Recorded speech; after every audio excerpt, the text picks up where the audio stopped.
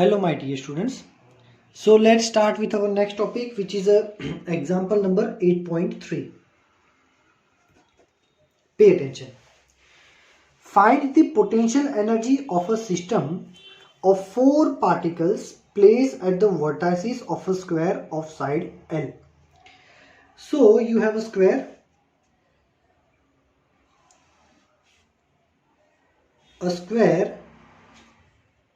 having side L like this.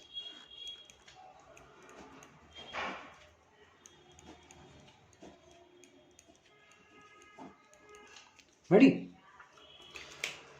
We have to calculate the total potential energy of the system. हमें क्या करना है? System की पूरी पोटेंशियल एनर्जी फाइंड करनी है. अब मैंने आपको प्रीवियस लेक्चर में ही बताया था कि जो पोटेंशियल एनर्जी होती है वो ऑलवेज पैर में होती है. सो यहाँ पे पैर बनाने के लिए हम क्या करेंगे, हम इसको कुछ इंडिविजुअल नाम दे देंगे. जैसे कि ये है हमारा पहला नंबर का मास, ये दूसरा नंबर का मास, ये थर्ड और ये फोर्थ. अकॉर्डिंग टू क्वेश्चन सारे वर्टाइसिस पे सेम मास ही रखे हैं, M M M and M. ठीक है. तो पोटेंशियल एनर्जी जो होती है वो पैर की होती है. तो यहां पे हमें जितने भी पैर पॉसिबल हो वो सारे पैर्स की कॉम्बिनेशन बनानी है. जैसे कि अब पोटेंशियल एनर्जी का फॉर्मूला क्या होता है, तो एनर्जी का फॉर्मूला हम यहाँ पे लिखेंगे -G m1m2/r². ये होता है हमारा पोटेंशियल एनर्जी का फॉर्मूला. तो चलो पहली पैर क्या बनेगी, -G, ये दोनों की पैर 1 2 की पैर, तो -G m1 m2 बाय इन दोनों के बीच का डिस्टेंस L². फिर बनेगी ये पैर. तो अब ये पैर बनानी है तो ऑब्वियसली ये डिस्टेंस हमें फाइंड करना पड़ेगा, ये डिस्टेंस. तो पाइथागोरस अप्लाई करोगे तो ये डिस्टेंस कितना हो जाएगा, √2L. ठीक है, ये इतना डिस्टेंस हो जाएगा 2L. सो 1 2 की पैर बना दी. अब 1 3 की पैर बनाएंगे, -G m1 m3, सॉरी यहाँ पे स्क्वायर नहीं आएगा. पोटेंशियल एनर्जी का फॉर्मूला होता है G m1 m2/r only. G m1 m2/r तो फोर्स हो जाएगा. तो G m1 m3/√2L. चलो फिर एक और पैर क्या बनेगी, 1 4 की, -G. अच्छा हम m1 m2 क्यों लिखते हैं, सभी का मास तो m ही है ना. तो चलो ये समझ में आएगा कि ये कौन सी पैर है. G m1 m4/L. ठीक है. पैर्स को अच्छे से समझो कि पैर कौन सी बन सकती है. हमने 1 2 की पैर बनाई, 1 3 की बनाई, 1 4 की बनाई. अब कौन सी बनेगी, 2 3 की. 2 3 की बाकी. आपको क्या करना है कि पहले किसी एक को पकड़ना है. तो मान लो कि पहले को पकड़ा, पहले को पकड़ने के बाद पैर बनेगी ऑलवेज उससे बड़ी वाली. रूल तो एक ही है कि जो पकड़ा है उससे बड़े वाले का पैर बनेगा. 1 का पैर बनेगा 2 से, 3 से, 4 से. 1 कभी 1 के साथ पैर नहीं बना सकता. खत्म हो गया. अब नेक्स्ट को पकड़ो, पकड़ लिया, उससे बड़े के साथ पैर बनेगी. 2 से बड़ा है 3, तो 2 3 का पैर बनेगा. -G m2 m3/L. 2 से बड़ा है 4, तो 2 4 का पैर बनेगा. -G m2 m4, ये डिस्टेंस भी कितना हो जाएगा, √2L. ठीक है. चलो 2 3 बन गया, 2 4 बन गया. 2 1 कभी भी नहीं बन सकता क्योंकि पैर ऑलवेज बड़े से बनेगी. फिर आया 3 की पैर बनेगी 4 के साथ, -G m3 m4/L. ठीक है. ये 3 की पेयर 4 से बनेगी, 3 की 1 से नहीं बन सकती, 3 की 2 से नहीं बन सकती, ऑलवेज बड़े से पेयर बनेगी। खत्म हो गया। अब आएगा 4 से बड़ा कोई नहीं है तो इसकी किसी के साथ पेयर नहीं बनेगी। अब ये हमारी पेयर्स बन गई। अब क्वेश्चन ये है कि हमें कैसे पता चलेगा एग्जाम में, ये तो चलो एग्जाम में ये क्वेश्चन तो रट लिया, शेप बदल दिया, तो हमें कैसे पता चलेगा कि हमने जो पेयर्स बनाई है वो सही है या गलत है। तो यहाँ पे कॉम्पिटिटिव एग्जाम सेक्शन में जाएंगे हम, उसके लिए हम देखेंगे कि भाई नंबर ऑफ पेयर्स उसका एक फॉर्मूला है n इंटू n माइनस 1/2। अब n क्या है, तो n है हमारे टोटल नंबर ऑफ ऑब्जेक्ट्स, कितने 1 2 3 4, तो n की जगह हम रखेंगे 4, तो 4 इंटू 4 माइनस 1/2, सो 4 माइनस 1 हो जाता है 3/2, 2 2 जा 4, 3 2 जा 6। ठीक है, तो हमारी नंबर ऑफ पेयर का आंसर क्या आया 6। 6 पेयर बननी चाहिए, कितनी बनी 1 2 3 4 5 6, सही है। समझ में आया? चलो अब इसको सॉल्व करते हैं। मैं ये एक जैसे कितने हैं 1 2 3 4, एक जैसे मतलब हर एक का मास तो m है ना, ये तो हमने एक्सप्लेन करने के लिए लिखा था, बाकी हर एक का मास तो m ही है, ये तो मुझे आपको एक्सप्लेन करना था इसलिए ऐसा लिखा। आप डायरेक्टली mm भी लिख सकते हैं। अब एक जैसे टर्म कितने हैं 4, 1 2 3 4, 4 terms are of same, so minus 4gm, mm क्या हो जाएगा m²/l, and 2 of these terms are exactly same, so minus 2gm²/√2l। ठीक है, सो u इज इक्वल टू, अब आपकी बुक में जो आंसर दिया है वो कौन से फॉर्म में दिया है, बस उसको डायरेक्ट सॉल्व कर दिया उन्होंने, जैसे कि माइनस 2gm²/l कॉमन निकाल दो तो क्या बचेगा, यहां पे बचेगा 2, माइनस भी कॉमन निकाल दिया तो प्लस, यहां पे बचेगा 1/√2। कैलकुलेटर से ये सब सॉल्व कर दोगे ना तो आपको u का आंसर मिल जाएगा 5.41 gm²/l, 5.41 gm²/l, ये हो गया आपका आंसर। ठीक है, चलो अब देखो क्वेश्चन में एक और चीज भी फाइंड करने के लिए बोला है, also obtain the potential at the centre of the square. भाई ये जो हमारा स्क्वायर है उसके सेंटर पे पोटेंशियल कितना होगा, तो भाई सेंटर पे जो पोटेंशियल फाइंड करना है ना वो ये जगह पे फाइंड करेंगे, ताकि क्या डायग्राम हमारे बाजू में रहे तो हमें अच्छे से दिखे। देखो सेंटर पे पोटेंशियल फाइंड करना है, तो सेंटर हमारा रहा ये। अब पोटेंशियल के बारे में मैंने क्या बताया था कि पोटेंशियल जो है उसका फॉर्मूला है ये -gm/r। ठीक है, वो सिंगल पार्टिकल का होता है, उसमें पेयर्स नहीं होती। ठीक है, तो ये मान लो कि पॉइंट O है, तो O पॉइंट पे टोटल पोटेंशियल, O पे कौन कौन पोटेंशियल लगाएगा, ये लगाएगा, ये लगाएगा, ये लगाएगा और ये लगाएगा। So according to formula -gm और r डिस्टेंस, तो ये डिस्टेंस कितना होगा, तो ऑब्वियसली ये पूरा डिस्टेंस था √2l, तो इतना डिस्टेंस क्या हो जाएगा √2l/2, मतलब कि l/√2, तो ये इतना डिस्टेंस हो गया l/√2। So -gm divide by l/√2, ये इसने यहां पे पोटेंशियल लगाया, हर एक का डिस्टेंस सेम होगा l/√2, ये भी यहां पे पोटेंशियल लगाएगा -gm/l/√2, minus G M by L by under root two minus G M by L by under root two. 1 2 3 4 एक जैसे 4 टर्म्स हैं, माइनस 4 जी एम और हर एक में अंडर रूट टू ऊपर चला जाएगा, ये under root two by L. ये हो गया आपका आंसर जो टेक्स्ट बुक में दिया है as it is. So theory portion में पोटेंशियल नहीं दिया है, बट न्यूमेरिकल में there is a numerical of potential, है ना। इसलिए कभी कभी क्या है कि थोड़ा एनसीईआरटी से भी थोड़ा एडवांस पढ़ाना पड़ता है, ठीक है, इजी ना। ओके, सो नाउ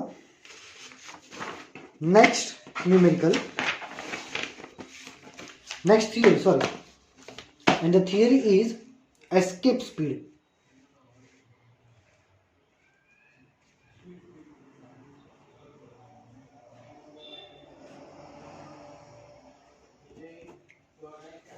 ठीक है, क्या होता है एस्केप स्पीड? तो इमेजिन करो कि ये जो है ये अर्थ सरफेस है, ठीक है, और अब मुझे क्या करना है कि ये लो, समझ लो मेरे पास है ऑब्जेक्ट, ठीक है। अब ऑब्जेक्ट को मेरे को फेंकना है ऊपर। कैसे फेंकना है कि कभी वापस ही ना आए। कंप्यूटर में एस्केप प्रेस करते हो तो क्या होता है, प्रोग्राम से बाहर निकल जाते हो। एस्केप का मीनिंग ये है बाहर निकलना। ये ऑब्जेक्ट को मुझे बाहर निकालना है। कहाँ बाहर, मतलब रूम से बाहर नहीं, मुझे पूरे अर्थ का जो ग्रेविटेशनल फील्ड है उन सबसे बाहर फेंकना है इसको। ऐसा फेंकना है कि वापस ही ना आए। I need to escape this object from the gravitational field permanently. तो मैं क्या करूंगा, मैं उसको थोड़ी वेलोसिटी दूंगा कि भी जा तो ऊपर। अब थोड़ी वेलोसिटी दूंगा तो क्या होगा, वो यहां पे जाएगा, वापस आ जाएगा। मान लो इनिशियल वेलोसिटी जो मैंने दी थी वो थी 2 मीटर पर सेकेंड। मैं और थोड़ा जोर से फेंकता हूँ, दो की जगह क्या हो जाएगा 4, मतलब 2 की जगह 4 मीटर पर सेकेंड दी तो थोड़ा और ऊपर जाएगा। 10 मीटर पर सेकेंड दूंगा तो और ऊपर जाएगा। बट एक टाइम तो ऐसा होगा कि वो वापस आएगा ही आएगा। So what is the speed so that my object will escape from the gravitational field permanently? ये ग्रेविटेशनल फील्ड से परमानेंट निकल जाए बाहर, उसके लिए कितनी स्पीड होनी चाहिए? What is the minimum required energy? What is the minimum required velocity for this? So देखो क्या होगा, let's have an example. Let's say this is our earth and one object of mass m is lying on the surface. Let's say mass of this object is m. Object का मास कितना है m, और centre से distance तो obviously हम small r ही लिखते हैं according to our notations. And imagine this object is at rest position right now. ये ऑब्जेक्ट जो है वो रेस्ट पोजीशन पे है। अब ऑब्जेक्ट रेस्ट पोजीशन में है तो क्या होगा, rest position means velocity it is having is 0। That means right now उसके पास जो काइनेटिक एनर्जी है वो कितनी है, 0। अब भी उसके पास जो काइनेटिक एनर्जी है वो है 0। तो अगर कोई बोले कि right now calculate the total energy of this object E is equal to k plus U. मान लो कि मैं इसकी टोटल एनर्जी कैलकुलेट करता हूं। K stands for kinetic energy, kinetic energy 0 है, और U potential energy. Suppose mass of earth is me,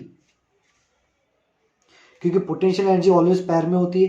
पैर के लिए 2 ऑब्जेक्ट चाहिए, है तो सही, ये ऑब्जेक्ट और ये हमारा earth. So U is equal to minus GMEM by R square, minus GMEM by R square. So total energy is a minus GMEM by R square, और ऑब्वियसली ये आर हमारा क्या होगा भाई, आर ई होगा ना। आर क्या होगा हमारा, R E, radius of earth. तो यहाँ पे मैं आर की जगह डायरेक्ट आर ई ही लिख देता हूँ। भाई पोटेंशियल एनर्जी में स्क्वायर नहीं आता, हर बार मैं लिख देता हूँ, हर बार बेइज्जती करवा देता हूँ अपनी, ठीक है। सो ये हो गई हमारी total energy. Right now this object is having this much total energy, and always remember कि जब भी किसी ऑब्जेक्ट की टोटल एनर्जी नेगेटिव होती है, it implies that my object is in bounded state. ये ऑब्जेक्ट बंधा हुआ है, किसने बांध के रखा है, अर्थ ने। क्यों, अभी तो एक्सप्लेन किया था, जितनी भी वेलोसिटीज दोगे वो नीचे ही आ जाएगा, मतलब अर्थ ने बांध के रखा है। Negative sign indicates object is in bounded state. Negative sign क्या इंप्लाई करता है कि ऑब्जेक्ट जो है वो बाउंडेड स्टेट में है। तो अब क्या होगा,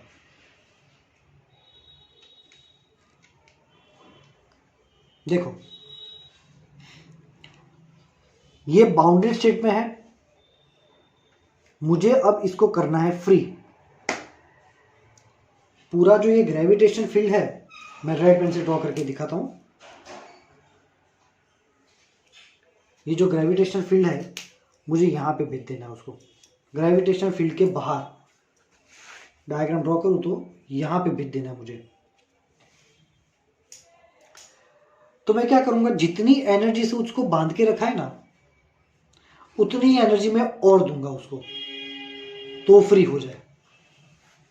कितनी एनर्जी से बंधा हुआ है, इतनी एनर्जी से बंधा हुआ है, minus G M E M by R E. So I will give, let's give same amount of positive energy so that it can escape and reach to the infinite। ये ग्रेविटेशन से बाहर चला गया, मतलब मान लो कि भी इनफाइनाइट चला गया, तो उसके लिए मैं उतनी ही पॉजिटिव एनर्जी दूंगा। तो कितनी एनर्जी है वो, plus G M E M by R E. कितनी है, plus G M E M by R E. इतनी एनर्जी पॉजिटिव। अब ये एनर्जी मैं दूंगा तो कौन से फॉर्म में दूंगा, इसको भाई मुझे पॉजिटिव एनर्जी देनी है तो कौन से फॉर्म में दूंगा, ऑब्वियसली काइनेटिक एनर्जी के फॉर्म में। तो ये हो गया हमारा 1/2 mv²। ये पूरी energy is equal to kinetic energy, क्योंकि ये एनर्जी मैं काइनेटिक एनर्जी के फॉर्म में दूंगा। तो यहां पे एम एम कैंसिल हो जाएगा, सो v² क्या हो जाएगा, जी एम ई बाय 2r ई। तो v क्या हो गया, अंडर रूट, सॉरी ये 2 जो है वो ऊपर चला जाएगा, 2 यहां पे आएगा, नीचे नहीं आएगा। हाँ, तो v is equal to under root 2 G M E by R E. समझ में आया, चलो। तो ये हो गई हमारी एस्केप स्पीड। किसी भी ऑब्जेक्ट को अगर अर्थ सरफेस से हमें बाहर निकाल देना है परमानेंटली, तो कितनी स्पीड चाहिए, एस्केप स्पीड। तो अब कंसेप्ट समझ में आया कि क्या होता है escape speed. The minimum velocity required to escape an object to infinite. ठीक है, किसी भी ऑब्जेक्ट को इस इनफाइनाइट तक एस्केप करना है, so the minimum velocity required is velocity is known as escape speed. Now let's find what is the value. So let's put the values to gravitational constant 6.67 into 10⁻⁻11, mass of earth की value यहाँ पे डाल दो। Exactly तो याद नहीं है, but कुछ 6 0.25 इंटू 10⁵ किलोग्राम समथिंग कुछ होता है, एग्जैक्टली तो मुझे याद नहीं है, but if you place the value of mass of earth, तो place the value of mass of earth over here and radius of earth, radius of earth होता है कुछ 6400 किलोमीटर। सो यहाँ पे रेडियस ऑफ अर्थ की वैल्यू डाल दो तो आपको एस्केप स्पीड की वैल्यू मिलेगी कुछ 11.2 किलोमीटर पर सेकेंड। कितनी एस्केप स्पीड होती है? 11.2 किलोमीटर पर सेकेंड। मतलब किसी भी ऑब्जेक्ट को अगर आप इतनी स्पीड से फेंको 11.2 किलोमीटर पर सेकेंड तो कभी भी वापस नहीं आएगा, है ना। यू कैन ट्राई इट, अगर आप इतनी स्पीड जनरेट कर पाते हो। सो आई एम चैलेंजिंग कि ये ऑब्जेक्ट कभी भी वापस नहीं आएगा। 1 सेकंड में 11.2 किलोमीटर वो कवर करना चाहिए, ठीक है। चलो इसका एक सिंपल फॉर्म भी है, मतलब ये फॉर्मूला तो आईएमपी है ही, बट इसी फॉर्मूला का एक सिंपल फॉर्म है, VE is equal to under root, चलो 2GME बाय RE से मैं ऊपर नीचे मल्टीप्लाई कर रहा हूं। सो ऑब्वियसली ये क्या हो गया? GME बाय RE स्क्वायर, क्या हो गया? GME by RE square. So VE का फॉर्मूला हो गया under root 2GME by RE square, मतलब gravity on earth surface into RE। So VE is equal to under root 2, GE is 9.8, again radius of earth, radius of earth की value तुम ये डालोगे 6400 और ये सब वैल्यूज यहाँ पे डालोगे तो भी आपको एस्केप स्पीड 11.2 किलोमीटर पर सेकेंड ही मिलेगी, है ना। So there are 2 important formulas, one this one और दूसरा ये, अगर ग्रेविटी के टर्म्स में दिया हुआ है तो, ठीक है। अब देखो यहां पे मेन कंसेप्ट क्या है? एक कॉमन सेंस है। चलो मैं आपको एक जनरल क्वेश्चन पूछता हूं कि मान लो कि तुम्हारे पास एक स्टोन है, एकदम छोटा सा कंकर जैसा 10 ग्राम का, और एक तुम्हारे पास बहुत बड़ा रॉक है 100 किलोग्राम का, दोनों अर्थ सरफेस पर रखे हुए हैं और टारगेट यह है कि आपको दोनों को फेंक देना है बाहर, ठीक है। बाहर मतलब पूरे अर्थ से ही बाहर, ग्रेविटेशन फील्ड को क्रॉस करके आगे इन्फिनिट पे। तो दोनों में से कौन से केस में वेलोसिटी ज्यादा देनी पड़ेगी? Which object will require more velocity to escape?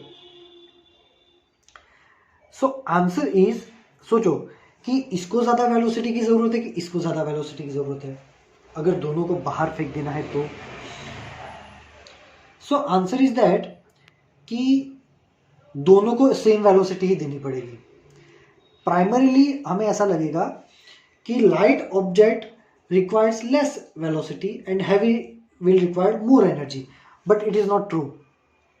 Reason, ये जो हमारा फॉर्मूला है, एस्केप वेलोसिटी का फॉर्मूला क्या है? 2G mass of earth radius of earth. That means ये फॉर्मूला में 2 कांस्टेंट, ग्रेविटेशनल कांस्टेंट, ये भी कांस्टेंट है, मास of earth constant, radius of earth constant. मतलब यहां पे जिसको फेंक रहे थे उसका मास तो m, वो तो फॉर्मूला में कहीं है ही नहीं। That means escape speed do not depend upon the object's mass which is going to be thrown. जिसको फेंकने वाले हैं उसके मास पे तो डिपेंड ही नहीं करता। मतलब कि आप ये पेन का कैप फेंको या फिर पूरा बड़ा एलिफेंट आप थ्रो करो, each object will require same 11.2 kilometre पर सेकेंड वेलोसिटी। समझ में आया? सो दिस इज इंपॉर्टेंट, है ना। ये दिमाग कंसेप्ट को दिमाग में अच्छे से बिठा लेना। ऑब्जेक्ट कोई भी हो, एकदम कंकर हो या बहुत बड़ा पहाड़ हो, हर एक को बाहर जाने के लिए सेम वेलोसिटी ही चाहिए, 11.2 किलोमीटर पर सेकेंड। समझ में आया? चलो अब यहां पे मान लो कि हमें, अब ये तो वीई लिखा है एस्केप वेलोसिटी ऑफ अर्थ, अगर कोई ये बोले कि भी एस्केप वेलोसिटी मून में कितनी है, so escape velocity of moon क्या हो जाएगा, 2 as it is, gravitational constant as it is, mass of earth की जगह हो जाएगा mass of moon, radius of earth की जगह हो जाएगा रेडियस ऑफ मून। अब ये सारी वैल्यूज डाल दो इसमें, तो मून का मास और मून की रेडियस अगर पता है तो ये सारी वैल्यूज अगर यहां पे डालोगे तो एस्केप वेलोसिटी मिलेगी 2.3 किलोमीटर पर second. Means moon has a very less escape speed compare to earth. भाई अर्थ की कितनी है, तो भाई 11.2, मून की कितनी है 2.3। मतलब मून पे अगर किसी ऑब्जेक्ट को इतनी स्पीड से फेंकोगे तो आराम से मून के बाहर चला जाएगा। यही तो प्रॉब्लम है कि वहां पे एटमॉस्फेयर नहीं है। एटमॉस्फेयर में क्या होता है, ऑक्सीजन, नाइट्रोजन, ये सब गैसेस होती है। अब अगर थोड़ी सी भी हवा तेज चलेगी सो क्या होगा कि गैसेस इतनी स्पीड तो आराम से एक्वायर कर लेगी। All the gases can easily acquire this much of energy, this much of velocity. अब एक बार उसने इतनी वेलोसिटी ले ली, मतलब मून से बाहर, परमानेंटली बाहर, that's why there is no atmosphere on moon, है ना, क्योंकि गैस को इतनी वेलोसिटी तो आराम से मिल जाएगी। इतनी वेलोसिटी गैस को नहीं मिलती, कितनी 11.2, ये वेलोसिटी गैस को कभी नहीं मिलेगी, इसलिए यहां पे एटमोस्फेयर ऑलवेज रहेगा। समझ में आया? एक कंसेप्ट आता है ब्लैक होल, अगर याद हो तो। ब्लैक होल मतलब एक ऐसा ऑब्जेक्ट कि जो पूरा ब्लैक है, और ब्लैक होल के अंदर बहुत सारी एनर्जी है। क्यों? क्योंकि ब्लैक होल की जो एस्केप स्पीड है वो लाइट स्पीड से भी ज्यादा है। वर्ल्ड में सबसे फास्ट ऑब्जेक्ट कौन सा है भाई, लाइट स्पीड, और इसकी एस्केप स्पीड लाइट स्पीड से भी ज्यादा है। मतलब इसमें से वही चीज बाहर आएगी जिसकी स्पीड लाइट स्पीड से ज्यादा हो, बट लाइट स्पीड से ज्यादा तो कोई है ही नहीं। तो लाइट, अगर सन की लाइट यहां पे जाएगी तो वापस नहीं आती, जो भी गया अंदर, एयर अंदर, गैसेस अंदर, लाइट अंदर, जो भी डाला सब कुछ अंदर। Even light can not escape from this thing, that's why it is a black colour, और इसीलिए इसको ब्लैक होल बोलते हैं। और according to E is equal to MC square, if you are having high mass, अगर आपका मास बहुत ज्यादा है तो मतलब आपके पास एनर्जी भी बहुत ज्यादा होगी। तो इसमें तो सब कुछ अंदर जाता ही जाता है, जाता ही जाता है। स्पेसशिप अगर यहां से पास होगा अंदर, अगर स्पेसशिप को बाहर आना है तो उसकी वेलोसिटी इससे ज्यादा होनी पड़ेगी, और ये तो वर्ल्ड की फास्टेस्ट स्पीड है, इससे ज्यादा कुछ नहीं है, इसमें से कुछ भी बाहर नहीं आता। ठीक है, सो सब कुछ अंदर जा रहा है तो उसका मास कितना सारा होगा, अंदर मास बढ़ता ही जा रहा है, बढ़ता ही जा रहा है। Higher mass means higher energy. So this is the concept of black hole. Important नहीं है वैसे इतना, बट ये मैंने बस जीके के लिए आपको एक्सप्लेन किया। ठीक है, ये जो मून का एस्केप स्पीड था, ये मून का एस्केप स्पीड यहाँ पे टेक्स्ट बुक में दिया हुआ है, तो जरा एक बार पढ़ लेना। वन मोर थिंग, ये थ्योरी मैंने बहुत अलग मेथड से एक्सप्लेन की है, totally different method than the text book, but this is the simplest and easiest method. Again कोई भी रेफरेंस बुक्स यूज करोगे तो उसमें आपको यही मेथड दिखेगी,